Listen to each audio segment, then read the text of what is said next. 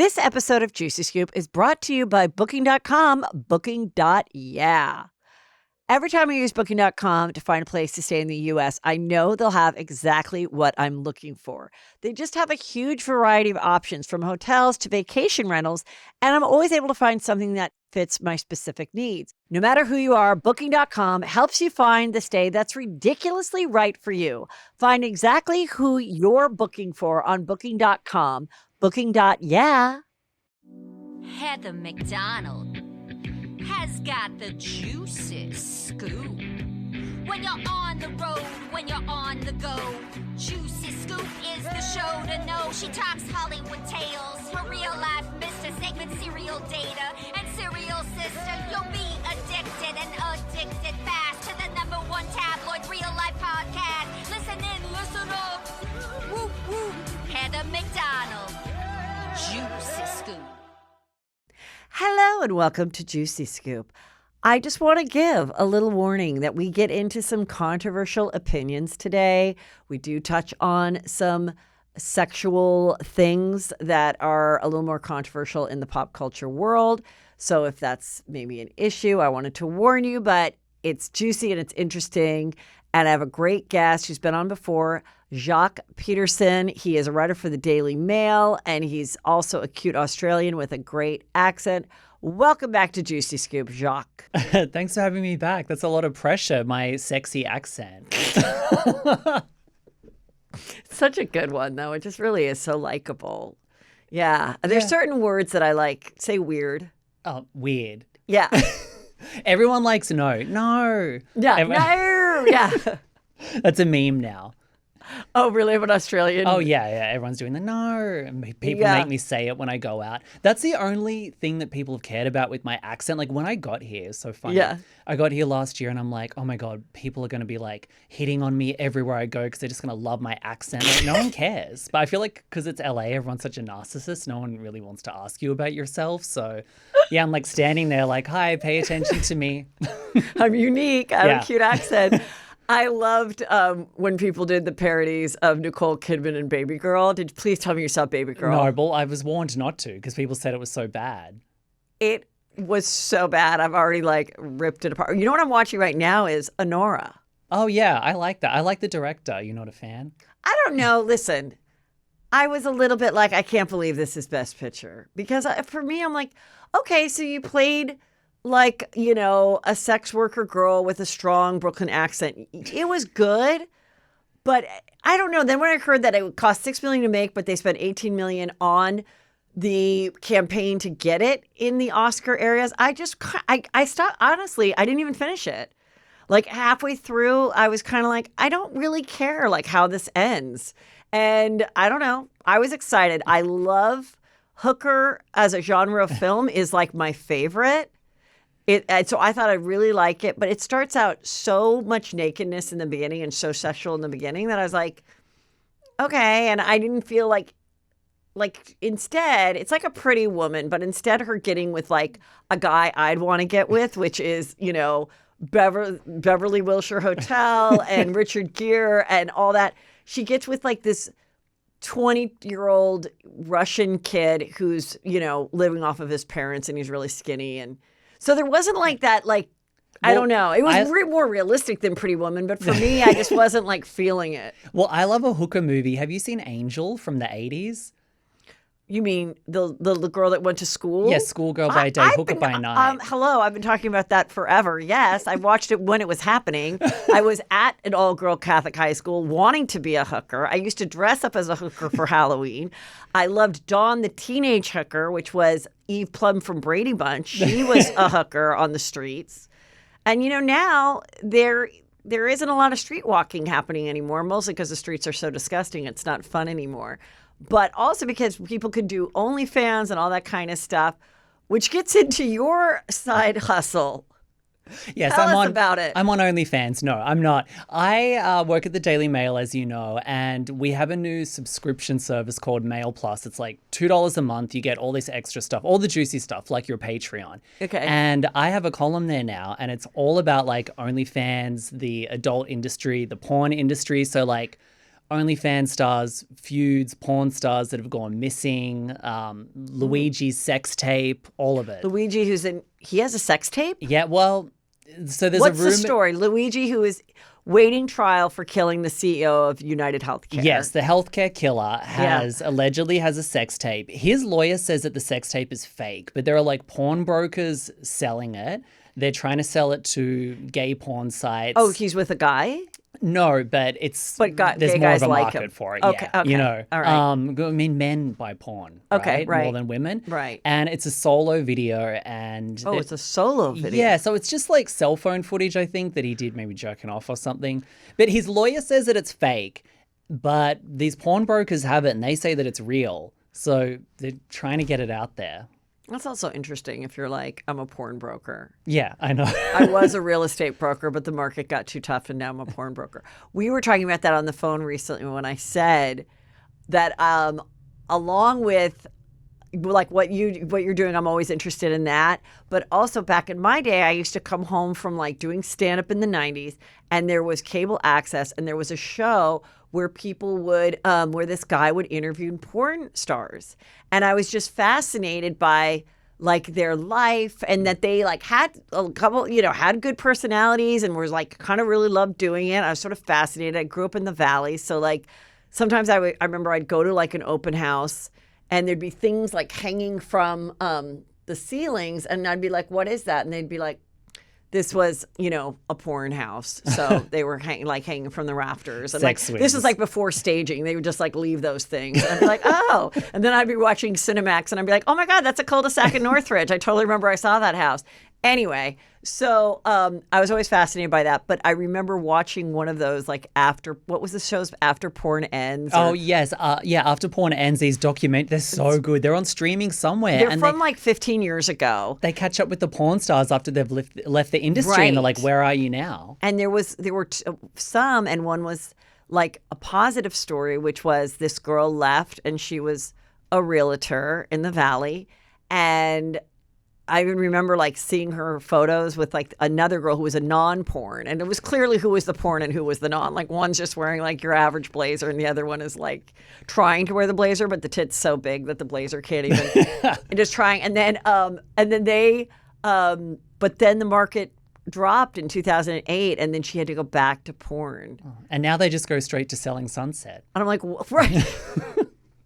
I'm like, what's worth like back then too? You'd have a real estate sign that required it was like a stake, so it required like some physical work of like hitting a hammer. Now they fold out nicely, but I was like, God, what is more dangerous, sitting alone at an open house in the Valley or like doing a train with 7 people? I don't know. Probably being alone in the Valley because I now meet all of these like porn publicists and everything because when I'm doing stories, and a lot of the porn stars' lives aren't that juicy because they just work like 24/7. Like they're not burned. Like people think that all these porn stars are burned on drugs and are like crazy and stuff, but it's like, no, they're actually just getting gangbanged for like 15 hours a day and they go home and go to bed and when you do say it again. burned, I was thinking like, you're burning the candle at 2 ends, literally, like 2 ends. Like you are burning it out. Yeah, now it's like a whole thing. There was that girl that did the 1,000 people, or now she's going to elderly facilities or something. No, that's Lily Phillips. So there's 2. So Lily Phillips did 100 guys in one night, and then Bonnie Blue was like, "Well, I'm going to do 1,000 in 12 hours." So it's so gross and also so not original because when I was watching the show, there was Houston did it, and these girls were like even on legit like regular daytime talk shows talking about how like.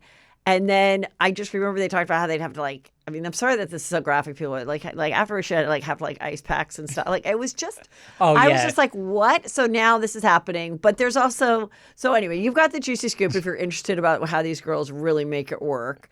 But let's get into some other topics. This Saturday, I got a call from Ramona Singer. Oh, okay. And it was like 7:20 a.m. And so I was pretty excited. But I was also a little scared because I was like, have I said something about her? And I'm like, hi, how are you? And she goes, you know what? I just got back from Aspen. Okay, I know it's really last minute, but I have 2 tickets to the boat show in Palm Beach. And I wanted to know, why did I call my favorite girlfriend? Would you like to join me?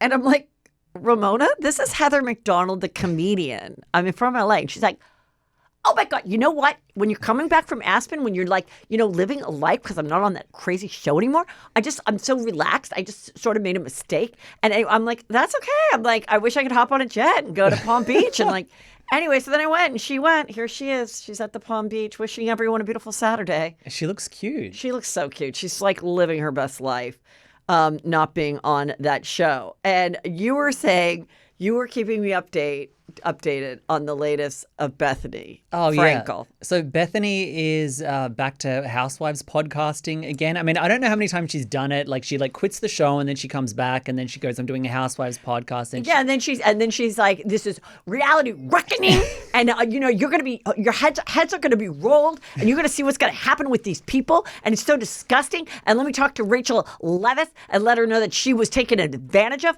Who, by the way, I'm going to hop for a minute because our girl Rachel Leviss is, she just got certified as a sound bath person. I love and I was her like, sound honestly, bath what videos. if she and DJ James Kennedy got back together and he did DJing and then on the side she's doing like the sound bath? And, good for her. Obviously, shockingly, the podcast after a year went away. Again, why she gave the tell-all to Bethany, not Bright, but we know she's not. But anyway, she does a sound bath, and people like those, so good for her.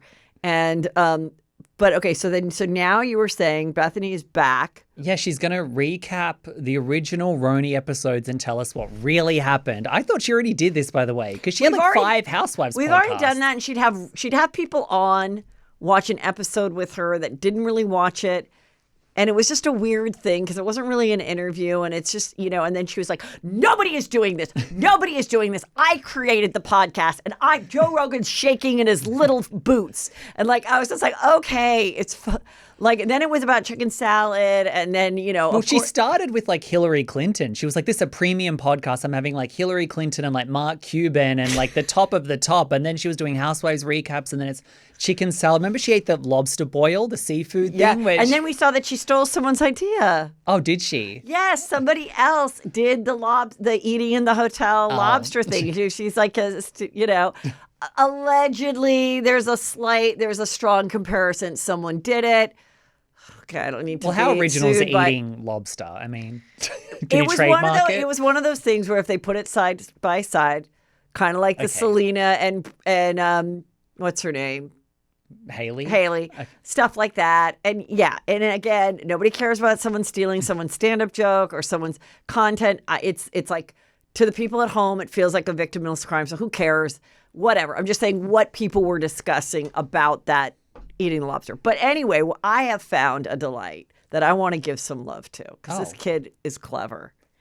And came across him. His name's Evan Lazarus. And he just recaps all of her posts and the erraticness of it and how many she deletes and what it is. And that one was, and he'll just be like, he's like, she assaulted a chicken salad, threatened to sue a small business. Then she did a get ready with me from 3 weeks ago from an outfit she wore 3 weeks ago. Then she did a dirty delete of something about her daughter. Then she did, and I'm like, it is the way he does it, though. It's just so simple. And yeah, listen, she is entertaining no matter what. So whatever, go for it, girl. But she is addicted. What she really needs to do is say, I'm addicted to social media. I used to be addicted to being on reality shows. I thought I was going to be this big powerhouse businesswoman. I still am. I'm still the greatest person on earth. But I also can never put the phone down. And that's what I think is fascinating. What's crazy with her going back to Housewives recaps is like, it's not like her engagement has dipped. Like if you look at her views and her comments, like people are obsessed with her. Like she probably has like some of the highest engagement of any influencer, but it's like, it's still not enough where she's like, I got to go back to RHONJ and get those Housewives fans again. It's like, girl, like how much attention do you need? I think she always wants to be like, I was the first. I'm the only. So she's like, I think it occurred to her when people started watching the old episodes on Peacock and really liking it, younger people. And she wants to get in with the younger people. Why she like is after the Alex Earls and stuff like that, which is fine too. Like, I get it. She's always following Alex Earl around. Yeah, she's always acting like, I'm your business auntie. And but she's best friends with Tim Dillon too, which is so random. I think she just friends with anyone with some. Who knows if they're best friends? Okay, but is it a good time? Are people fascinated with each other? Sure, but but I also know of two major influencers that she pursued, and then when they didn't want to get into business with her, she blocked them. Oh. So I know that that's the case too. Okay, I know personally. Okay, that's my opinion. Yes. And I have facts. But anyway, whatever. It's fine. No one was hurt in it. It was just they were a little confused because they thought, Auntie B was coming. And Auntie B was like, you're not going to be under my umbrella. Get the fuck out of here. So anyway, I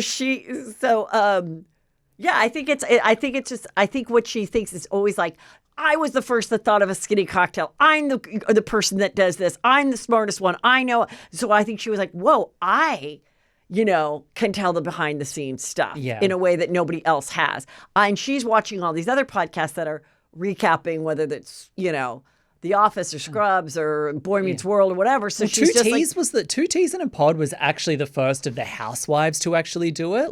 Even though they weren't the first Housewives podcast, but they were the first ones to be like, hey, we're not on the show. We're going to give you the behind the scenes of what really goes on. And then that became the number one podcast. And then I'm just going to start recapping old Chelsea Lately episodes. Yeah. I mean, people would probably... And then I said that Lindsay Lohan was aging like a dog. Okay. It was a bitchy thing to say, whatever. And then we go back. No, I'm glad those are gone. So he's amazing and very funny. I know many of us are trying to get a better night's sleep, and it can be a challenge. But if you really want to up your sleep game, you have got to upgrade to Boll & Branch 100% organic sheets and discover the difference with Boll & Branch 30-night guarantee. I mean, it is life-changing. I just slip into my bed and I'm like, it just on my, I wear little shorts. So I just love feeling it on my bare legs, and it makes my sleep feel so great. Boll & Branch products are made different,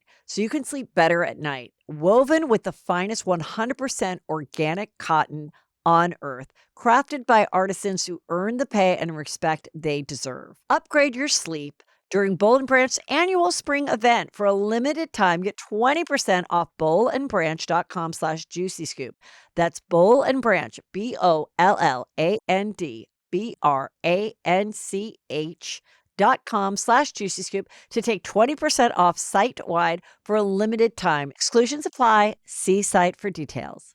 I have been wearing shapewear for years, and I am so thrilled with what Honey Love has brought to my life. They're incredibly comfortable, from their bras, which you don't even feel like I'm wearing a bra, to the snatched in waist I get when I use their G-string. I have the white G-string one that just sucks me in and comes right underneath my boobs. I love that one. And I love, of course, the Power Short, which works great with jeans, pants, anything you just want that little extra suck you in and smooth this for any dress. And you just don't even feel it. So why it used to be that those shapewears were uncomfortable and you're like, oh, I don't want a dress that requires a shapewear. Now it's just a no-brainer. You put it on, you forget you're even wearing it. That's why I love Honey Love so much. Honey Love shapewear is designed to move with you. So say goodbye to the pesky shapewear that rolls down just as you hit the dance floor, which has also happened to me. Not fun. Treat yourself to the best bras and shapewear on the market. Save 20% off Honey Love at honeylove.com/juicy. Use our exclusive link to get 20% off honeylove.com/juicy to find your perfect fit. After you purchase, they'll ask you where you heard about them. Please support our show and tell them we sent you. Elevate your comfort, elevate your style with Honey Love. Speaking of which, Farrah Abraham is the latest reality star to pursue stand-up. There's been many. She is not the forefather of this. There's been many that have led the way. Yes, Joe Gorga. Joe Gorga's still doing it. Reza had a stint of it. Bethany did it, because she is a fucking hysterical. And she did it and had a good time with it. But, why would I do that? I don't know what's... But, so I think in Farrah, she says... There's a clip of her saying, once I start selling out 50,000 person arenas, my rapist might be there, this person might be here, and everyone's just like being quiet and not like really laughing about it. And I just want to say a couple nice things about Farrah. Okay. She did my show a couple years ago. She was on time, which is a big deal for a reality star. Promoted it, which is also a big deal. Oftentimes they're like, I don't think I want that. I want this on my grid, or I don't know if I want to like, add the story. Tried to hook me up with some other little business just for fun, not anything sexual, like a jewelry or something, which I just wasn't. Fans? No, just not that I was doing, but just like, this might be good for you. So I do like appreciate that about her. I like that she has this confidence that she's going to sell at arenas, but I think she's just another one of those people that, like, God love Nikki Glaser, who is an extremely good stand-up, but I think she's like, oh my God, I love her. She's edgy. And she wears, tiny little outfits and has a good body and talks about sex. And so I could do that. And they don't realize that, like, Nikki's been doing it for 20 years and is really good at it and has a very distinct style that's perfect for what she's doing right now. But that's okay. But like, you can, like, I never want to be that person, because I remember my mom telling people, because I would do real estate with my mom. And I remember I'm going, Heather's doing stand-up at the Improv tonight, and like be so proud. And I remember this woman's like, good luck. When you're getting a spot at 2 a.m., it's a boy's world. And I was like, I never want to be that person that like shits on someone wanting to do stand-up. So I say, go for it. But one of the things that didn't exist back then was like, I remember I started and I wanted this agent to come see me, and he goes, nobody should see you unless you've been doing it for at least 2 years. Well, that doesn't exist in this day, because everyone wants to show all of their stand-up right now and post it themselves, especially if you've got a following on the Instagram. But like, if she actually really did it and like worked on an act for like a year without us seeing it, she might have a decent 7 minutes that's unique to her. Well, look, I'm a Farrah fan as well. Actually, she has an album, which I'm a fan of. My Teenage Dream Ended, an underground hit. It's not really stand-up what she's doing. It's like a trauma dump, because there's no punchline to the rapist thing. She's like, my rapist could be here in the audience, or someone that attacked me, and I'm okay with it. And it's like, you could hear a pin drop. I think what she should do is team up with, remember Janelle, the other teen mom, Janelle Evans? Yeah. She should team up with Janelle, maybe Amber Portwood, and just do a live speaking tour, get all the teen mom fans, tell stories from behind the scenes, and maybe you can have some jokes and stuff. But I don't think she's going to be the next Hannah Berner. But I think she wants to on her own. I don't think she's friends with those people. I think, Well, she's in a better space now, actually. If you've she's seen successful. seen the new Farrah interviews, she seems a little healed, like compared to before. Like, it's a good attitude. Why the fuck not? But I understand where that thought goes. And I understand when you try for a while, like, even The Bachelorette, there was the female Katie. She started trying to do stand-up and everything. And it doesn't mean that you can't be successful. It's just really hard because you're already famous. I mean, even when I interviewed Melissa Rivers, she was like, even if I wanted to do stand-up, I knew I never could. Like, yes, she's a Nepo baby, but sometimes being a Nepo baby or being a famous person, you don't have the luxury to go out and fail and bomb and get to a place where then you like have the thick skin and you get where like you just don't have the luxury of it, because everyone has their phone out and they want you to fail and whatever. So I respect like people that are like, I really love comedy and I want to see if I can do this, but they don't know in this day and age when they see like, oh, Matt Rife talks to the audience, I could do that. And look how quick and funny Nikki Glaser is. They don't get like the pattern of a joke. So I think it's interesting. But you know what? And if a club wants to put her there and they can sell out that night because she's famous versus putting a legit stand-up there, I don't blame the club either. Everyone's got to make their money when they can make it. So that's my thought on that. Good for you, Farrah. Good for you. Well, now this is some news. This is from The Sun, but The Sun picked it up from many content creators that follow Real Housewives of New Jersey. And in a nutshell, there are actual documents, it's public record, that Louis has been hit, Louis and Teresa, Teresa Giudice, now Louis Roulez, combined, it's about $3 million. She has her own for $300,000, which is a little confusing. It could be from the past where she's still paying it back from when she went to prison with her first husband. But his seems to be recent and a couple $1 million. So, when it first came out before The Sun and everybody was reporting it, then there were content creators showing text messages from an unknown number that was threatening, we're going to sue you. We got our lawyers coming. You better not spread these lies.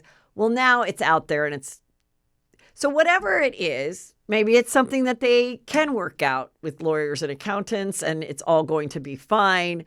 But it's out there and it's being discussed and people have a right to discuss what's public record when you're a public person. Yeah, well, remember at the last reunion, they said that he was hiring bots or weird people to go after like Margaret's business and doing all of this crazy. The detective. And he says, we don't know if it's him, but whoever's writing this original content creator who at one time was a tree stump. Oh, okay. And then this other girl, Chrissy Balls, kind of recapped the whole story. Oh, yeah. And so this other girl used to write a lot of negative things about the Melissa. one that they hired to. Yeah, she was Melissa's old nose on Twitter for like 10 years. She then, had a come to Jesus moment. She's confessed her sins, and now she's on the other side. And she got this threatening text from whoever it might be of, we got our lawyers, we're going to sue you, whatever. And it sounds like it's probably a burner phone. They can't say that it's him. But he has said, I know Bo Dietl and all of this. Yeah. And I mean, so, I don't think they're coming back. I don't think they're back. That's my prediction. I have a new prediction. Oh, you have a new prediction. I think this just got the production company to get a green light on a spinoff of just Teresa and Luis. Come and clean, whatever this is, however they want to explain it, however they want to work off the payment. Whether it's we go on tour and we life coach and we do yoga and we do 3-day events and and Gia comes with us. I don't know what they're going to do, but this would be the thing that then they kind of have them by the balls per se to say, we need to do this show because we need to take care of whatever this is. And then they do that. And if it's a success, great. But at least there's something juicy going on. I think they were waiting. When I said there was an announcement in April, supposedly, the rumor that I said, which I think Andy has now said, no, there's nothing going on. Maybe there's some new shows being announced in April. But I think, this is my opinion, I think they knew that this was coming. Okay. And I think they want this to come so then they can say, we are going to follow this train wreck or redemption or how love prevails and follow all your different business adventures so that you can stay on top and do the right thing. And that's going to be the show. And they're going to do this. And then they might also have a Gorga spinoff. And just like Denise Richards is having old Beverly Hills Housewives show up on her new show, Margaret will show up at Melissa's. Jen Aiden might show up on this one, but that's what it'll be. And we're going to test them out and we're going to see how they do. I don't think the Gorgas will get a spin-off. I think they may bring Melissa back for Jersey, if they even do bring Jersey back. I definitely don't think that they'll bring Teresa back because all of the stink and the dirt and the craziness allegedly around Luis and Teresa, it's too, no one wants to be on a cast with that. No one Right, that's why they're going to have their own. So I think they'll get a spin-off, and then I think Melissa's still in the mix for the Jersey reboot. If they even do it. I heard they're looking at new cities. So I heard Long Island. I've heard Boston. I heard Rhode Island. Did I say Long Island? Rhode Island. Yeah, Rhode Island. Rhode Island. I think we've heard Rhode Island. And then also I've heard Boston. Okay, yeah. And so we will see. Let's talk a little bit about Real Housewives of Beverly Hills. What are you feeling? Let's get your opinion on the season. And I have a little inside scoop. Oh, okay. Well, love Bose. Love the new Dorit calling everybody out. I love that there's a lot of real life stuff going on this season. It's wearing a little thin, just Sutton and Dorit arguing at dinner every single episode. They're clearly missing. I don't think they should bring Lisa. I mean, I love Lisa Rinna, but Lisa Rinna doesn't want to come back. And I think it's kind of like that chapter's closed. But they do need that person that's going to be calling people out and making different conflicts happen in the group. And I also am so sick of. Were you doing coke in the bathroom?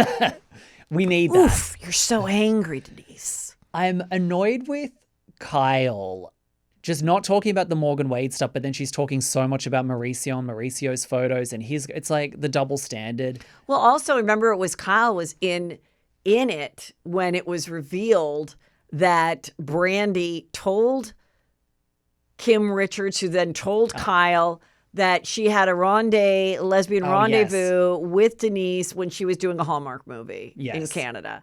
And that was the whole where Denise was not wanting to talk about that on camera and bravo, bravo, bravo, and all that kind of stuff.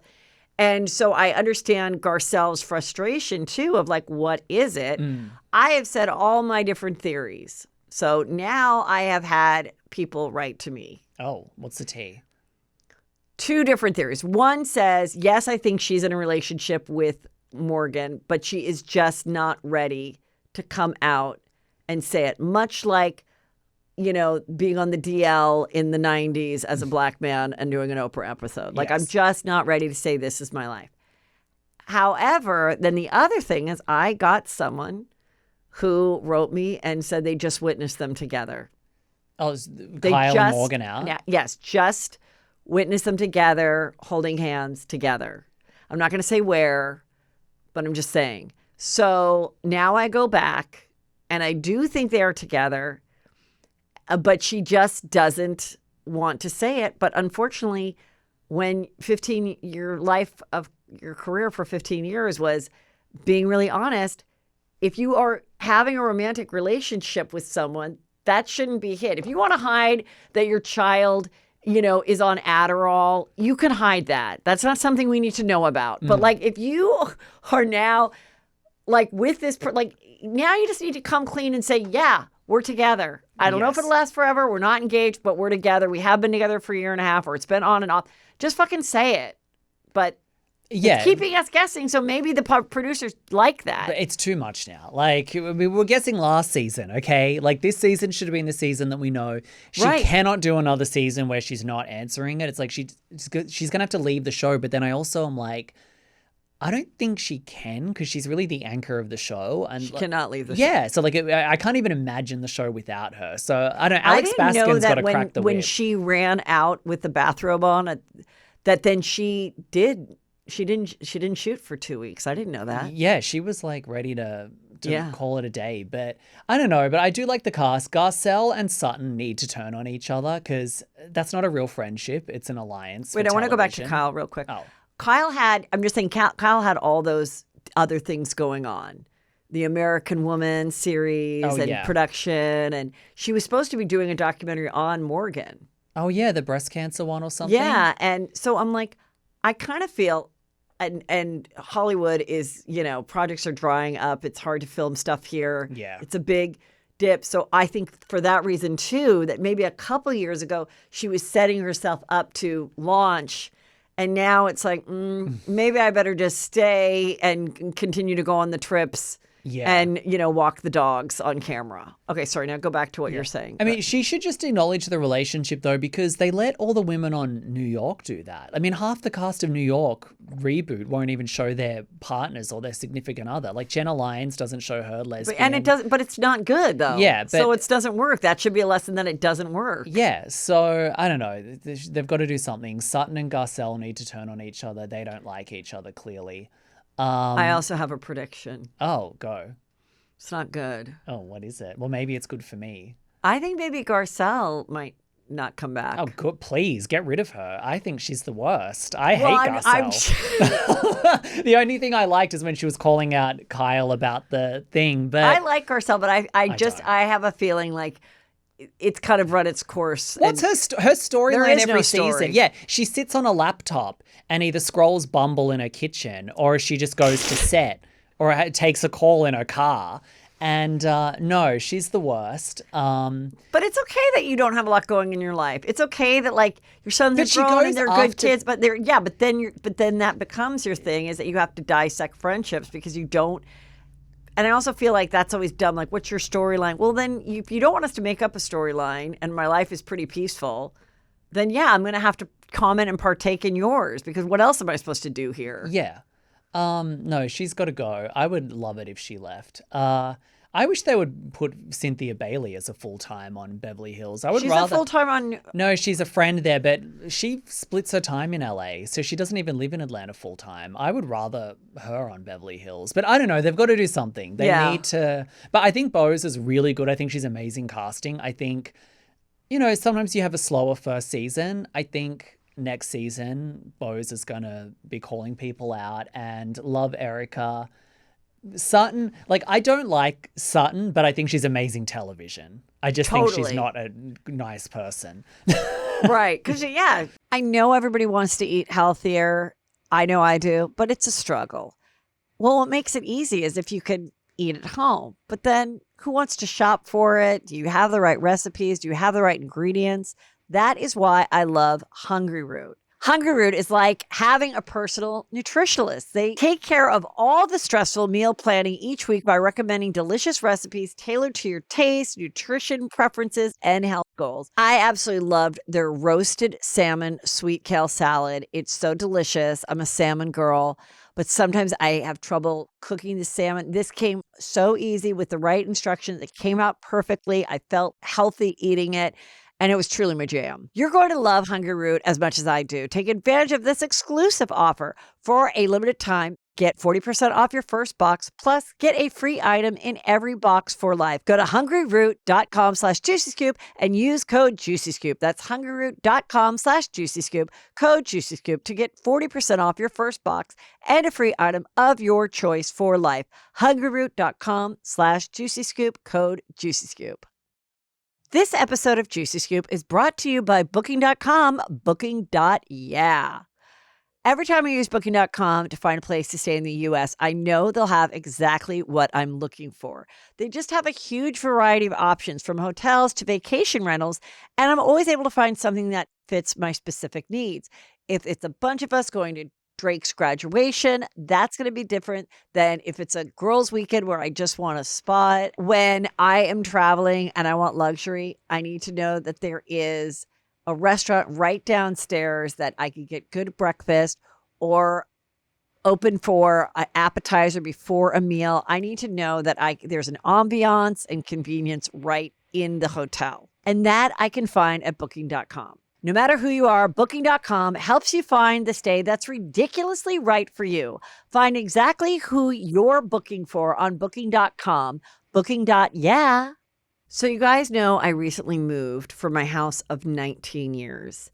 And we found the boxes of the photos. I found my old stand-up from the Improv on a VHS tape. That's why I am so excited to share with you about Legacy Box. It is so easy. You're absolutely going to love it. Legacy Box is the simple, affordable, they've thought of everything solution for preserving your past. Just load up your Legacy Box with old tapes, films, photos, send it in, and get everything back digitized on the cloud, ready to watch and share from anywhere. Guys, I even found when I was on a dating show called Studs, I have the VHS tape, and now I'm going to be able to talk about it, do a TikTok about it, share it with you guys. I mean, this is some exciting stuff. Check protecting your memories off your spring cleaning to-do list with Legacy Box. Visit legacybox.com/juicy to shop their $9 tape sale and get 90 days free access to Legacy Box Cloud. That's legacybox.com/juicy to unlock this incredible offer. Let's talk about what is going on. Supposedly, this Snow White was the lowest box office opening for a remake of a live animated, I don't know. So, it's so crazy because when it first happened, they were doing it. People didn't like that she wasn't 100% Caucasian. Oh, okay? yeah. Then it was the little people aren't Snow White and the Seven Dwarfs. They realized, that is really creepy that she was hanging out with seven, little grown men. that she had to cook and clean for. And they were like 50. But then also don't do the movie. So then they were like, that's weird. Let's make the dwarves not dwarves and just make them like kind of fucked up kids. They're magical creatures. They were like, and they were guys and girls and non-binary and like whatever. And then everyone was like, no, we don't want that.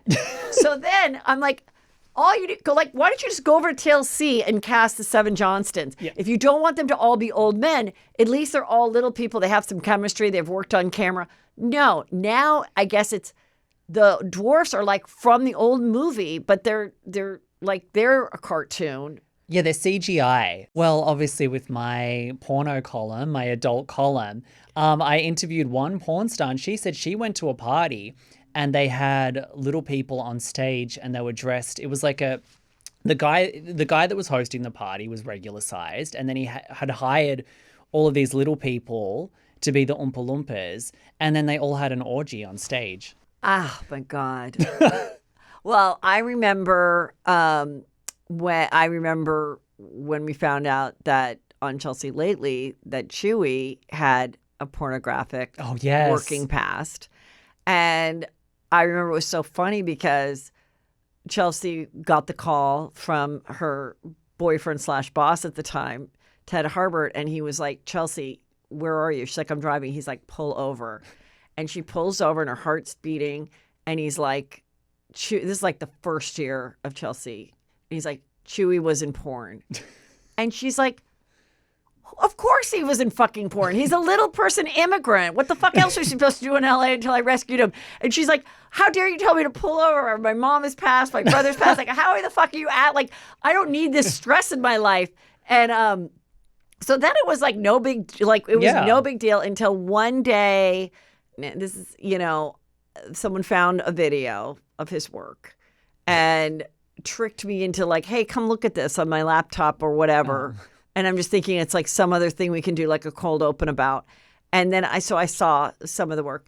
And again, it's fine. It's like whatever people want to do, they can do. But yeah, it's not a big deal. Did they end up distributing the tape? Like, because he got famous off Chelsea Lately, did they repackage it? Nobody cared. So it wasn't like a backdoor Teen Mom thing? The thing is that again, we weren't trying to hide it. He wasn't running for vice president of the United States. Like he's on a stupid little comedy show on E as a sidekick, and he was a grown man, and he wasn't doing anything with someone like that wasn't of consented age. So it was a good attitude to be like, who the fuck cares? It just adds to the weirdness and the funness of the stupid show, Well, if you don't hire these people for Disney movies, then they've got to do porn. So what are you guys doing? So then this happened, and then we have the deal with the 2 stars that don't get along either. So if you're tired of Blake Lively and Justin Baldoni, there's a new story, which is Snow White, though I don't think it has the legs that one has, but that they both are on opposite sides and being vocal about how they feel about the problems in the Middle East. So that really splits the audience too. So if you're on this side, you don't want to go because of that star.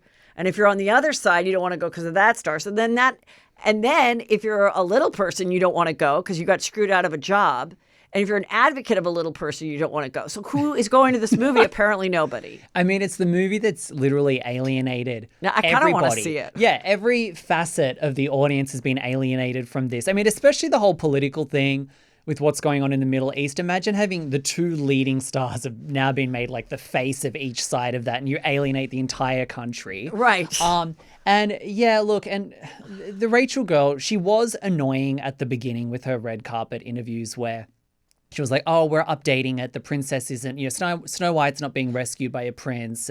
She's getting a graduate degree. Yeah, but you know what? I was going back over some of the comments. They were annoying, but she really only said it like a couple of times. Then I think the level that the kind of conservative media blew it up, like the woke, like I think they went a little overboard. And I actually get like mean tweets about her from accounts coming in my timeline, and they're calling her like ugly, and they're zooming in on her back, and she's like gorgeous. She's stunning. She's beautiful, and they're like, oh, she's too ugly to be Snow White, and they're zooming in on like her back hair. When the original Snow White was a drawn cartoon. Yeah, I know. And it was not, it wasn't Linda Carter and Wonder Woman. It was like an actual just drawn perfect. And I person. think she's perfectly cast. She seems Perfect. really talented. And it was the same with the Little Mermaid movie. Like, a lot of people were outraged about that. Like, why are we having a black Little Mermaid? But, like, that actress looked really suited for the role. She It's looked so very dumb. Disney. It's It's like, who cares? Yeah, but like again, you can also just like turn off your phone and take a walk with I your mean, you dog. don't have to watch. And you Snow don't White. have to watch this. But now I kind of am like, I really actually can't wait for this to come. I'm sure like, it's on fine. stream. I bet it's not that bad. I mean, yeah. I actually kind of want to watch it, like review it now. Anyway, they're both stunning, and but it's also funny because like, them not getting along when it is like, mirror, mirror on the wall, who's the fairest of them all? Am I still it? And no, there's someone more beautiful. In the old days, I feel like you could have spun this to get good publicity for the movie because they're enemies in the film, and then you can say they're enemies in real life. But then I think because of what the issue is over, it's just like it's just too And polarizing. then what really? Wait, wasn't it there? Is there also like a date rape GHB element? Because doesn't he like give her something to make her pass I guess out? in the original, yeah. Well, I mean, she's passed out and then he kisses her, so it's I don't know. Maybe they didn't do that. It's not consensual. Right. Girl, who knows? Anyway. And there was a lot of porns too about Yes. with dwarves doing it, and that she's like with 7 guys getting Oh yeah, well, railed. they always Anyway. do those parodies, those Yeah. porn parodies of like Marvel and stuff. Yeah. and give them. I mean, I remember my favorite is Who's Nailin' Palin. Do you remember that the yes. Sarah Palin porn? I was like the first person to do Sarah Palin because like the minute they announced that she was running for vice president, we had a show that night. Like unlike at Saturday Night Live, they had to wait till Saturday. So they're like, "Oh my God, Heather, put these glasses on," and and they had me like in an office that I was playing with dinosaurs. The Palins are my favorite. I miss them. I miss them on TV. My favorite is how Bristol Palin's baby daddy Levi, remember him? And Yeah. then he did Playgirl. So he posed nude for Playgirl, yeah. Yeah, and then she got pregnant a couple And she was on Teen times. Mom as well. She did Teen Yeah. Mom for like 1 season.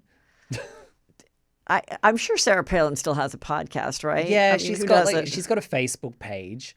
And She's still in Alaska. yeah, she's still in Alaska. She's doing it. I mean, we had a story at Daily Mail that did really well because she was on like News Nation, like Chris Cuomo's thing, and she had she was dressed like it was pretty provocative for a news show. She had like thigh-high boots and like a mini skirt, and I love that Yeah, look. she looked like she was heading out with Ramona Singer for a night. And viewers were like, "This is inappropriate." It was like our #1 story. Sarah Palin's raunchy outfit. I love it. Okay. So anyway, a little update on Blake and Ryan. They're not going to the Met Ball, but I think it has more to do with the theme of the Met Ball of how you're supposed to dress. What's the theme this year? The theme is like African American, like very chic design from like the 1920s when they like really set the standard of like everybody dressed up and Okay. like that style. And if you like look up photos of that time, very like dapper and like, Oh, yeah. So, but it's about that time in history. And being that they got married on the plantation and everything, I think they were like, Oh. maybe we sit this one out. Yeah. Otherwise, I think if it was just like, I think if it was like, let them eat cake time or whatever. Yeah, the- okay, like, Marie Antoinette. yes, they if would it was go. Marie Antoinette, they would absolutely go. They would 100% go and be like, we don't give a shit. Well, I think that their PR strategy of just kind of acting like nothing's happening and still going to the premieres is really good. I think just keep acting like you're not in a lawsuit. Go to the Cannes Film Festival with Another Simple Yeah. Favor. Do the SNL thing. Just act like nothing's happening and you've done nothing wrong, and just keep doing it. So along with the updates of now New York Times saying, can we be removed? Ryan saying I should be removed from Justin's lawsuit. Now Justin has sued is now suing the original publicist who shared all the text messages that went and ran over to Blake Lively's people and said, look what happened when I worked there, because then they were taken out of context, which then were given to the New York Times, which then wrote a piece that he felt was defamatory and not completely accurate. So, but come like in a few months, I was talking to Zach Peter about it, who's like really on it. But I was also like, my audience is getting bored, so like, just give me the Cliff Note Yeah. version. So anyway, but he's like, something might get settled before we get to the deposition part of where they'll bring in Taylor and he said Bradley Cooper. I can't remember what Bradley Cooper has to do with it. Oh. Hugh Jackman, all these people that don't want to be. Oh, but one thing that I didn't know that was pretty juicy is Ari Emanuel, who's the head of William Morris Endeavor. He was the Endeavor part of when they all combined. He did a live podcast. I forgot the name of the podcast, and was asked about it. And he said, oh, yeah, I'm team, Ryan Reynolds or something. We fired Justin Sass. Oh. And then it was never uploaded, or it was removed from the upload. But someone in the audience got it. Okay, wow. And then according to Zach, he has since stepped down and is now just on the board of William Morris. Yeah. And I'm like, why are you doing this live podcast? It must have been his client or whatever, but still, he said it because I thought there's probably no email or evidence of it. They probably just were like, I think you'd be better served under their agency, which we've all gotten. And I was like, did they do it to be happy to Ryan? Yeah, but to actually say it out loud? Yeah, look, I'm on Justin Baldoni's side so people don't freak out and get mad at me. But I support him, not a fan of Blake Lively, never have been. But I was on Zach Peters' podcast and I just made a comment about Justin. I said, he's kind of insufferable. Like, they're both annoying, but I'm on his side. And all these women were like furious at me. And I was like, I think a lot of these women that are very invested in the case are kind of just like in love with him. I think it's a few things. I think it's like,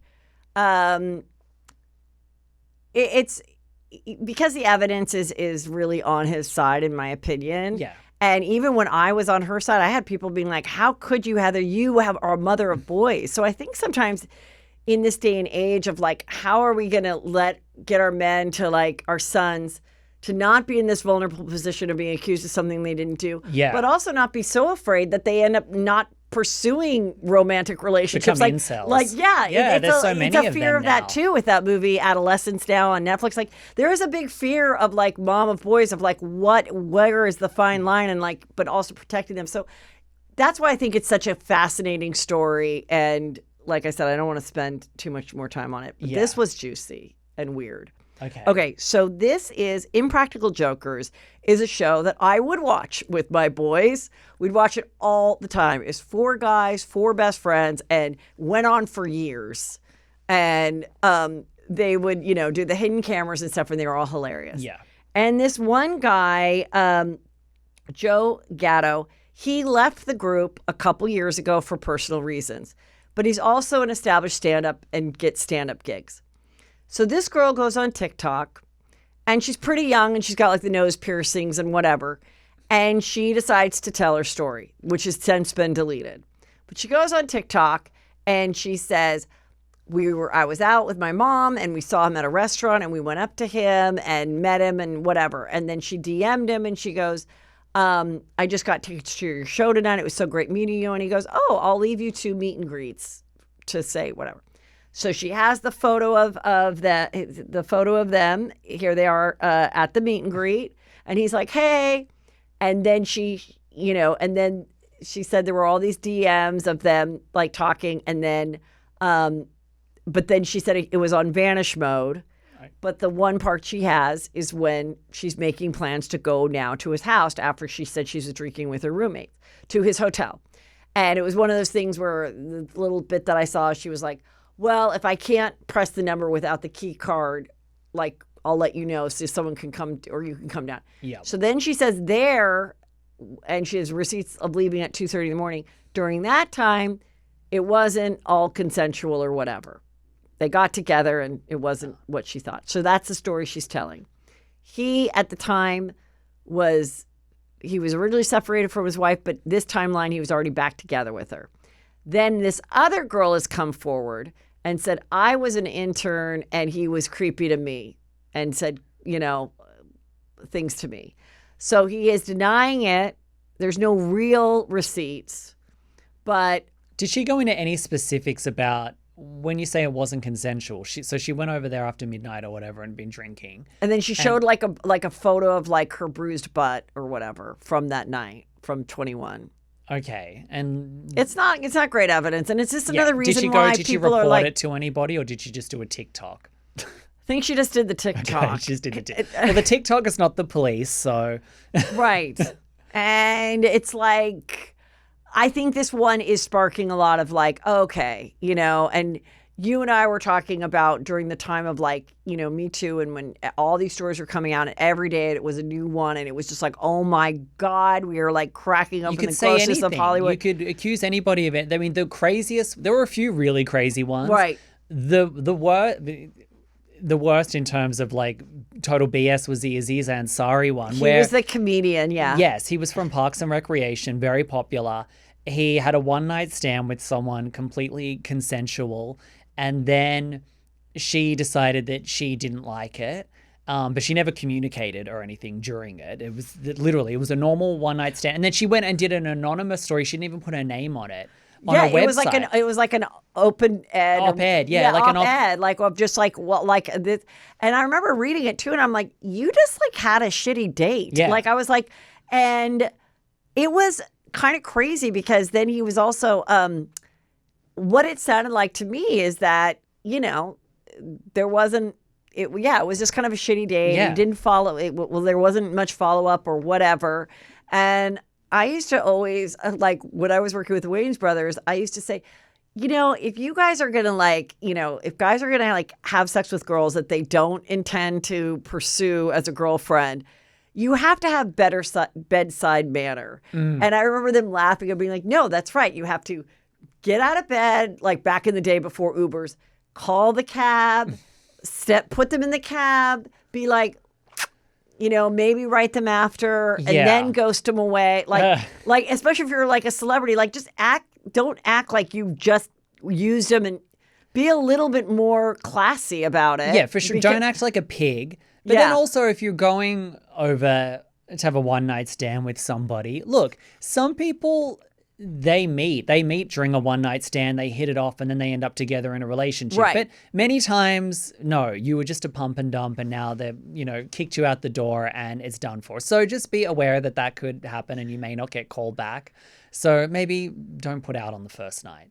But we don't know what happened. We'll see what happens with this. I'm just saying in general. That's general advice. And we don't know what happened with, But I do remember then he did address it in his stand-up special.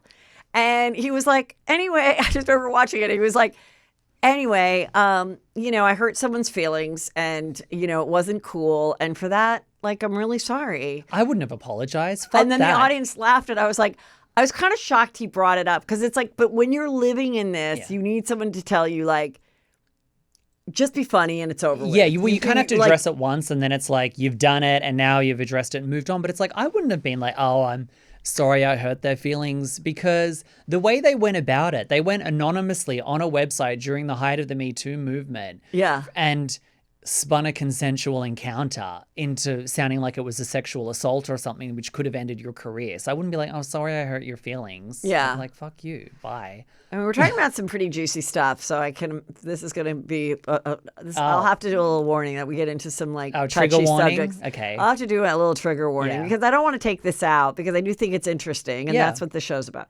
Okay, so Harvey Weinstein. Now, TMZ says Harvey Weinstein was the only celeb banned from Vanity Fair party, former editor-in-chief.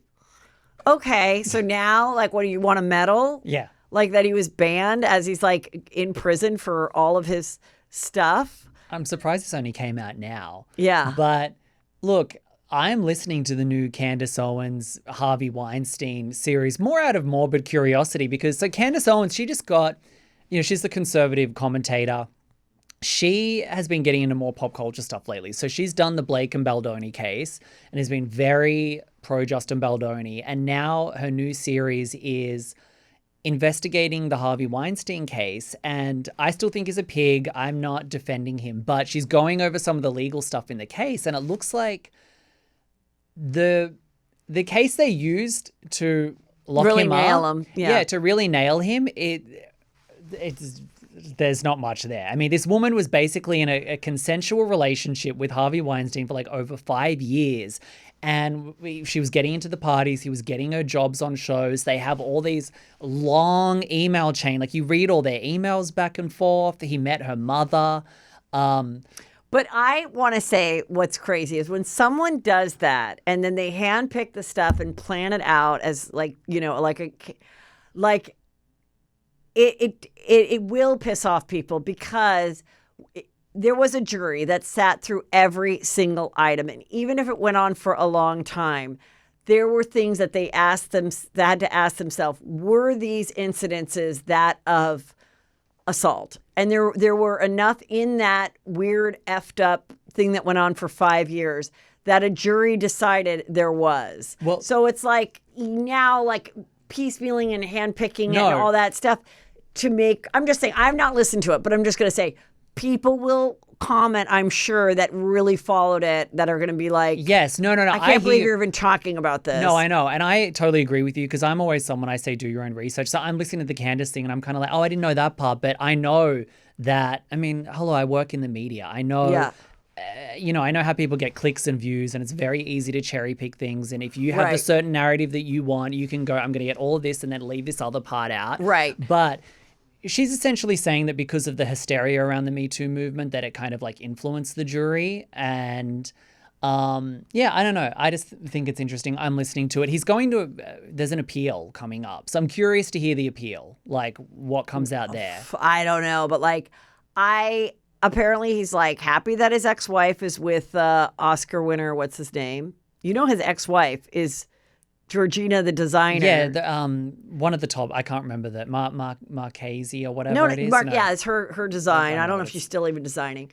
She's stunning, and she divorced him right when he was like, indicted or whatever, or sued. She's with Adrian Brody, and I remember watching her at all the Oscars, and I was like, how is this girl with this like disgusting pig? Before we knew he was a pig, and when Glenn Close and all these people were like, and I'd like to thank God, aka Harvey Weinstein, all this, I was just like, I guess you're at these parties, and then he would like bully people into wearing her like kind of ugly like empire waist dresses that they didn't want to wear, and she's still gorgeous, and now she's with a fucking Oscar winner, and he's like, yeah, I'm glad he's nice to my kids, and I'm like glad whatever that she's.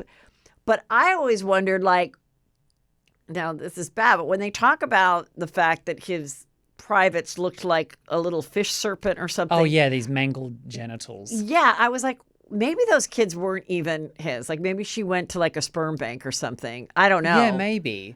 I mean, look at him. Like, would you? Anyway. Yeah, but I mean, I don't know. And it's just so interesting, though, that you could, like, bounce back from that and you're still gorgeous and you're still in the A circle. That shocks me that she managed to get Adrian Brody after being with Harvey Weinstein, the most hated person in Hollywood. Yeah. Now, and let me just add as well, I think he's a pig. I think he's a bully. I think he's disgusting. I'm sure he's assaulted people. I just thought, the series that Candace did when I just was like, she can't seriously be interviewing Harvey Weinstein from prison.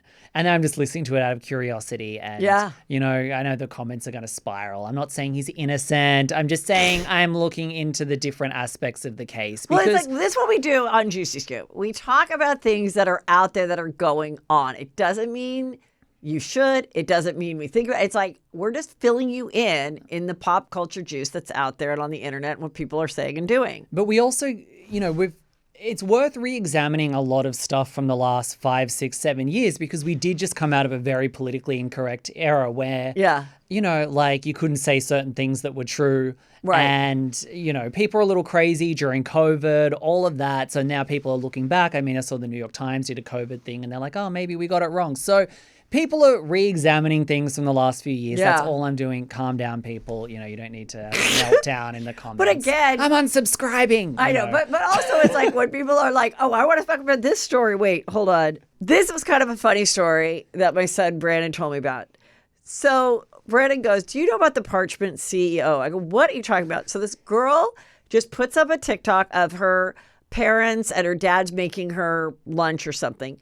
And she notices that this Parchment CEO or from the Parchment company says like, oh my God, you have such a silver spoon in your mouth. You're so spoiled, like grow up, whatever.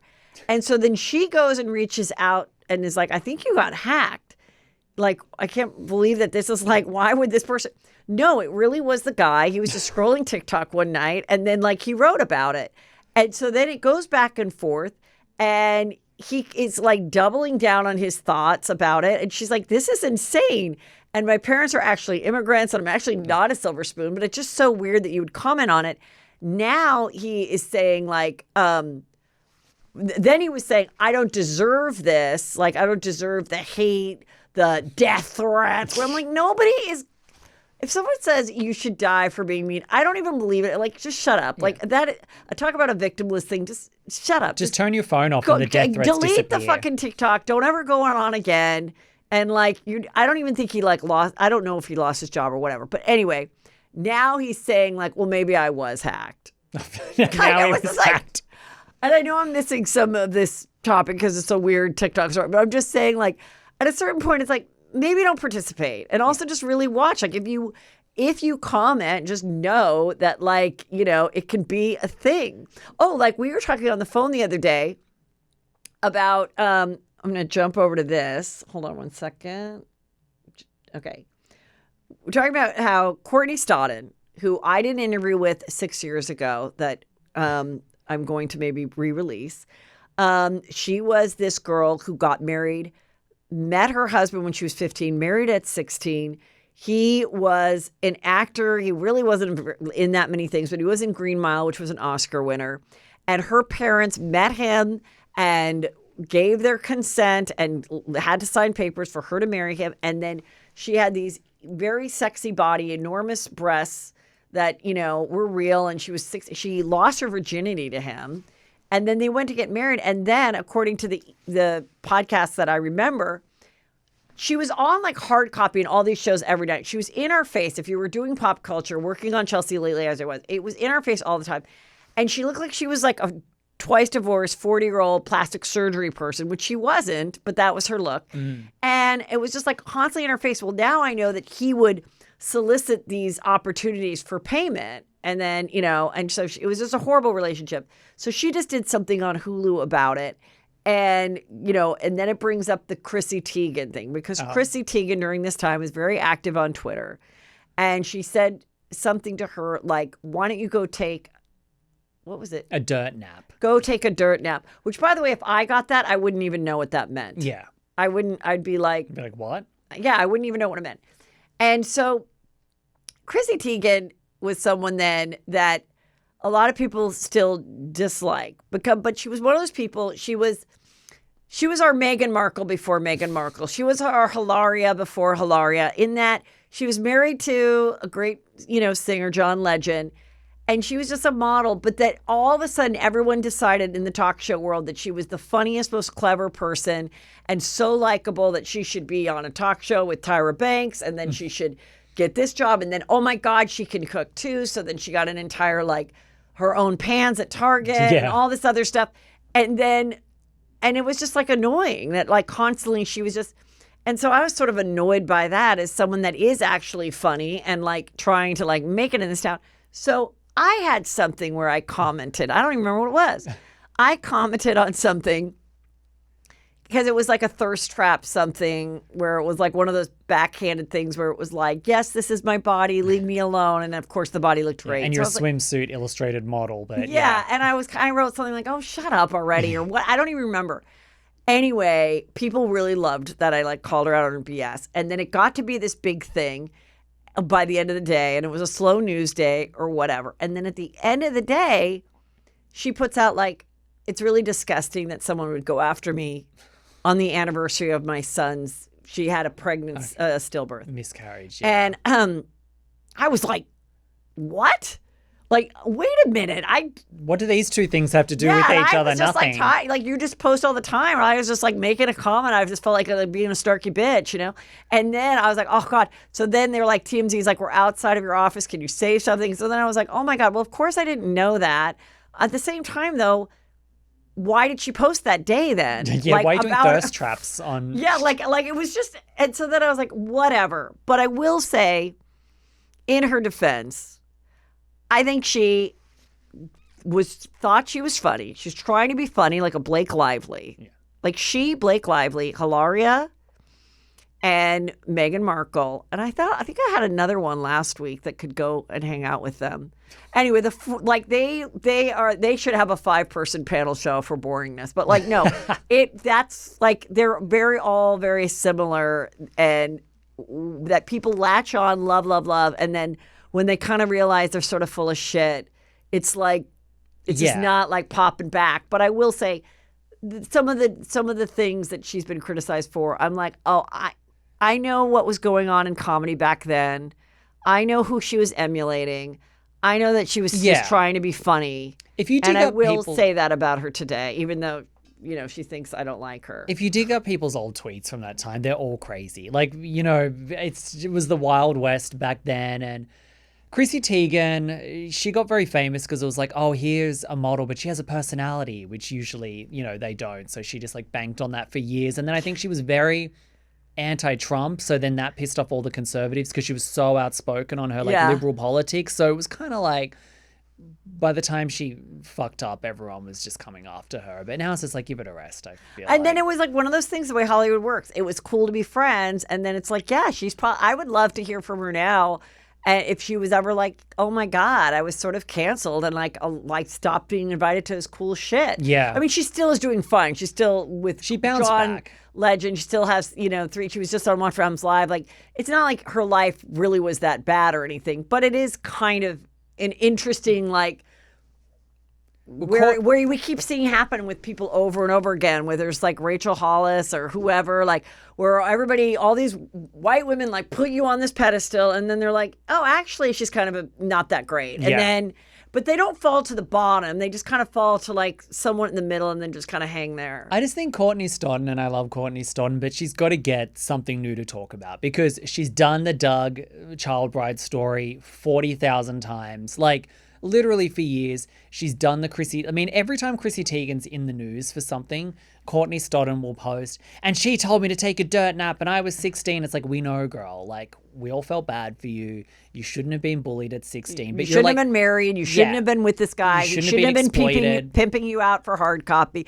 You shouldn't have been on a show where they did an ultrasound of your tits. Exactly. 100%. It's all disgusting. It's all awful. I agree. But you're 30 now, and you've told the story. But also, if you can make money off of a doc and someone wants to do it, because all these documentaries, listen, if you know somebody in your neighborhood that's faked cancer or a pregnancy, go over, have them sign a deal with you, and then go get a documentary company to come, because that's all anybody wants are women liars.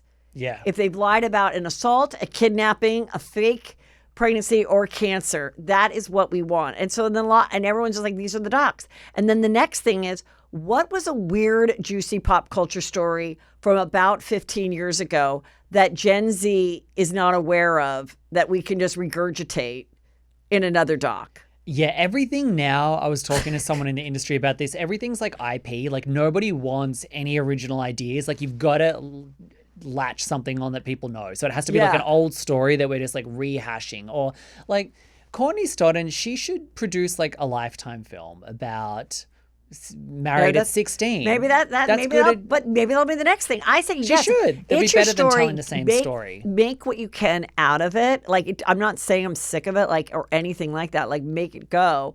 But I'm just noticing that's the thing that is getting greenlit. It's not like a funny, entertaining, freshly scripted idea. It's like, oh my God, and I love those stories too. I love a grifter, scammer, liar woman too. But I'm just saying, like, there's a lot out there. Yeah, I mean, Holly Madison is still right in the anti-Playboy thing. I mean, now she's doing a Playboy murder true crime. I mean, how many times can you come out and say I think we've the gone mansion through was gross and Hugh was a creep? I mean, every ex-Playboy model, oh, it actually wasn't that glamorous. Oh, really? I've only heard this story 10,000 times.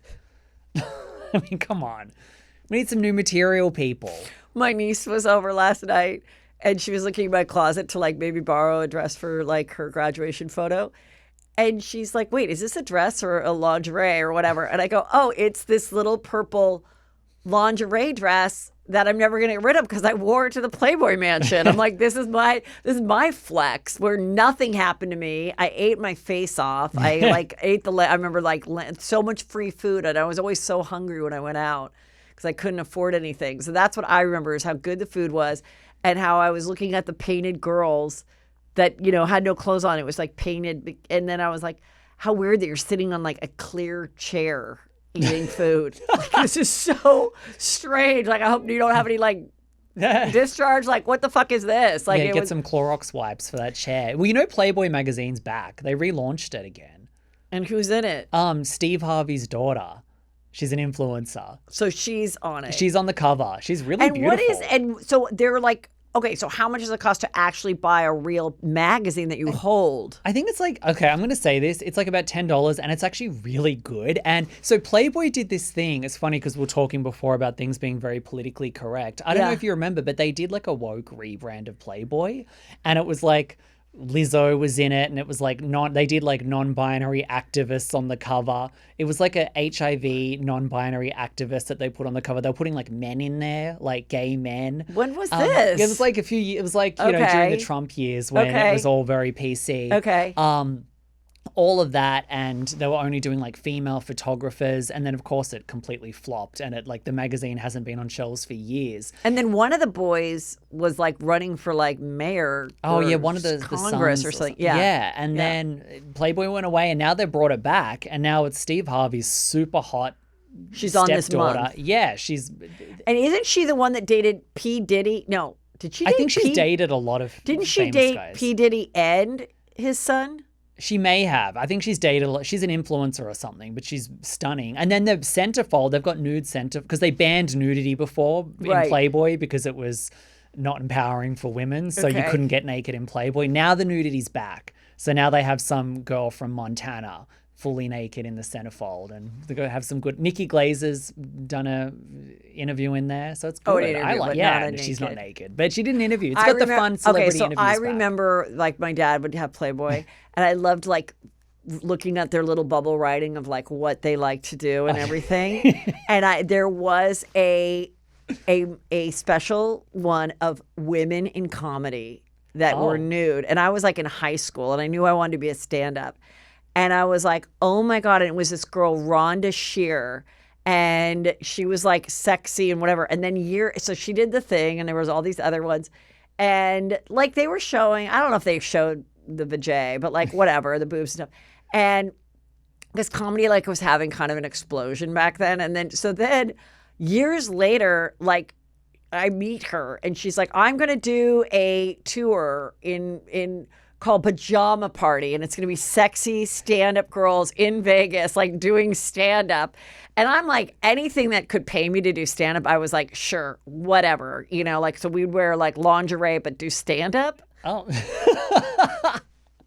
Well, wasn't that your whole bit? And then, and anyway, I didn't do it. It didn't happen. I think she did a couple shows.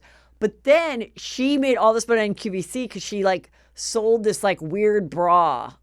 I don't know where she is today. I'm sure someone will know. Okay, she's on there with like Morgan. But no, Fairchild she like made all this money like doing a product. But I remember I went to her house, and she was already rich with the product stuff, but she wanted to get back into stand-up. So she had like a meeting of like all the cutest stand-ups in LA that were girls that could maybe pull off wearing slutty clothes and doing jokes. But wasn't that your thing when you were getting into comedy? You were like, I'm like the hot sorority girl doing comedy, because everyone was like, oh, my husband doesn't have sex with me. And it was like the typical kind of frumpy. Growing up, I never saw anyone, even Joan Rivers, who I thought was attractive, would talk about how she wasn't attractive. So I was always like, how can I, make my thing? But now it's great because it's just I always just tell people, just tell your story, just tell your truth. Don't think that you have to be, your jokes have to sound like Nikki Glazer or mine or whoever. Just tell your story, but it takes time to get good. Yeah. And, you probably need to take some writing classes. Let's end on Wendy Williams. So she did her interview on The View. She seems like she's lucid. She's doing better. Her producer of Wendy said, former producer, like, she's doing great, and that, she got put in this facility because she was abusing alcohol, which then they thought was what brought on the dementia. But now she seems like she's fine, but she's still in this like Hudson Yard facility, and she can only call out. Oh, yeah, with the pictures of her on the window. Yeah. Look, My take on Wendy Williams is kind of controversial. I think she doesn't sound 100% lucid, by the way, because she has these weird tics where she keeps going, you know what I'm saying? You Right. know what I'm saying? After everything. They said that she had alcohol-induced dementia, which you can come back from. The thing is, she sounds lucid because she's being controlled because she's not having access to alcohol and substances. And I'm not saying that she should be locked up because I think people should have the freedom to kind of destroy their own life if they want to. But I think it'll be a Britney Spears type of situation where it's like, well, you seem normal because we're not letting you near the substances and whatever you partake in. I think if you let Wendy out, she's just going to be back to, passing out with a bottle of vodka in the middle of like Louis Vuitton. Like, remember that? She was like passed out in the stores. Like, she was drinking herself she was incapacitated from like alcohol. And I feel like she's an addict. And I think she'll go back to that once they free her. I think it's going to backfire. I feel like if you have like a sober companion aide with you, 24/7. She needs that. But also like in multiple shifts, because just like anybody, it's a job and you'll get sick of like being with this person. I guess that's what some people really should spend their money on. And that's probably how much this facility costs. Like, you could probably just have someone hang out with you, take you to lunch, go, now we're going to work out. Now you're going to watch this. But then you could at least like shop and have freedom and like go out. It's just, it does suck because it's like, you're right. Like, so what if she wants to drink herself? Yeah, I mean, it's her prerogative. Like, we have freedom, right? If that's what we want to do. I mean, there's people, hello, here in LA, I live in Hollywood. Like, every day there's people that are on drugs and on the sidewalk and they're doing their things. So why are they allowed to do that? But Wendy has to be in a facility with people taking her money. So she should have the freedom to do whatever she wants. I just think that people have this idea in their head, like they did with Britney, where it's like, oh, we're going to free them from this conservatorship and then she's going to be back on the Wendy show, or Britney's going to be back on tour doing I'm a Slave for You. And it's like, no, like, you're going to... Right, it's never going to happen. Yeah. But like, still, you worked really hard. And if you want to just like dance around near your fireplace or float in a pool and just like, and drink and like, you do it. Yeah, As long as you're not hurting anybody. I mean, if you're hurting yourself, but like we kind of have the freedom to hurt ourselves for the most part, don't we?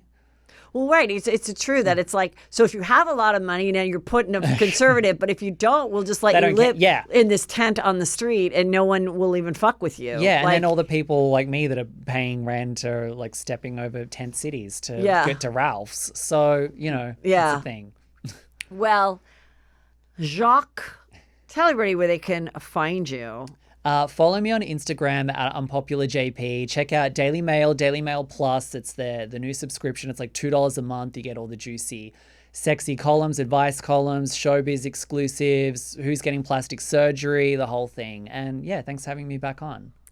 It was great. Very juicy, very controversial. Everyone just don't get, I'm scared. I'm not looking at the comments. Your underwear in a twist. I will do a little, warning just so people don't get mad. But I thought it was great.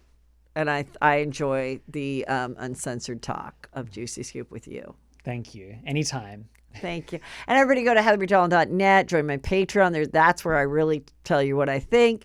And you can click on there and join. And thank you.